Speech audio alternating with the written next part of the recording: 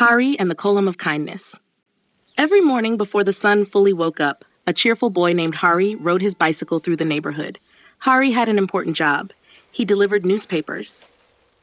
With a quick flick of his wrist, he could toss a newspaper perfectly onto a doorstep, a porch, or a front yard. Whoosh! Thump! Right on target. Hari was proud of his aim. And because he had many houses to visit, he was always in a hurry. Faster, faster, he would tell himself as he pedaled away. Among the houses on his route lived an elderly couple, Mr. and Mrs. Vasu. Every morning they sat together on their front veranda. Mrs. Vasu would sip her hot coffee. Mr. Vasu would smile as he waited for the newspaper. Soon they would hear, whoosh, thump. Hari's newspaper would land on the ground near the front of the house. Then Hari would disappear down the street before anyone could say a word. One morning, Mr. Vasu slowly stood up to collect the newspaper, but bending down was difficult. His knees hurt. His back ached. By the time he picked up the paper, he was tired. The next day, he called out to Hari. "Hari," he said kindly, "would you please place the newspaper on our gate instead of throwing it on the ground?" Hari nodded quickly. "Okay, uncle." But he was already thinking about the next delivery. The next morning, whoosh! Thump! The newspaper landed on the ground again. Hari was simply too busy. Days passed. Again and again, Mr. Vasu asked politely. And again, Hari hurried away. He wasn't being unkind. He just never stopped long enough to think. Then one special morning, something caught Hari's eye. As he rode toward the Vasu's house, he slowed down. Spread across the entrance was the most beautiful kolam he had ever seen.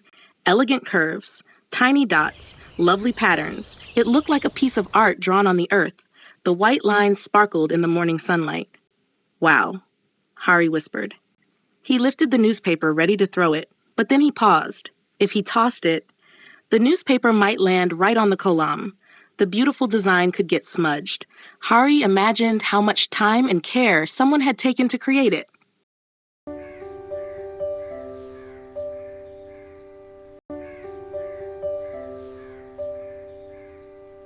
He lowered his arm. Then, for the first time, he got off his bicycle. He walked carefully to the gate and gently placed the newspaper where Mr. Vasu could easily reach it. Then he smiled and rode away. From the veranda, Mr. and Mrs. Vasu watched everything. Mrs. Vasu smiled. "Did you see that?" Mr. Vasu nodded happily. Yes, he finally understood. The next morning, Hari did the same thing, and the next, and the next. Soon, placing the newspaper at the gate became part of his routine. It only took a few extra seconds, but it made a big difference. Mr. Vasu no longer had to struggle. Every morning became easier. One day, Mr. Vasu stopped Hari before he left. "Hari," he said warmly, "thank you." He handed the boy a few extra rupees. Hari's eyes widened. "For me?" Mr. Vasu smiled. "Not for delivering newspapers." Hari looked confused. "Then for what?" "For delivering kindness." Hari thought about the beautiful kolam. He thought about Mr. Vasu's tired knees. And suddenly he understood. Sometimes helping someone doesn't take much time. It only takes a little thought. From that day on, Hari still delivered newspapers quickly. But he never forgot to notice the people behind each door. And whenever he passed the Vasu's house, he carefully placed the newspaper on the gate with a smile. Moral of the story: kindness begins when we take a moment to think about others. Small acts of care may seem tiny to us, but they can make a big difference in someone's day. If you enjoyed the story, give us a big thumbs up, share it with your friends, and don't forget to hit the subscribe button for more stories.